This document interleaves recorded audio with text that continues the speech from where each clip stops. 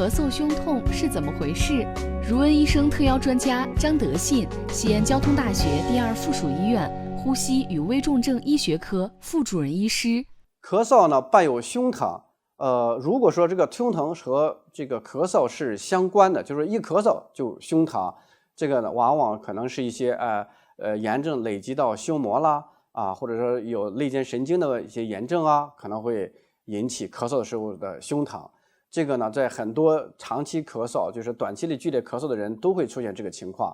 咳嗽止住了，那么胸疼自然也就好了。但是有一种情况呢必须要重视，就是在胸疼呢和心脏的关系。大家知道呢，这个心脏的一些心梗呀、心肌缺血会去引起胸疼，这种胸疼呢是致命性的。所以我们在说咳嗽伴有胸疼的时候，首先一定要明确这个疼痛和心脏的关系。如果是心脏引起的这个胸疼，我们一定要根据心脏的去冠心病或者是心梗给予相应的紧急处理。如果是慢性咳嗽引起的这种疼痛，那我们的治疗上还是以镇咳为主，咳嗽好了，胸疼呢自然也就慢慢的好了。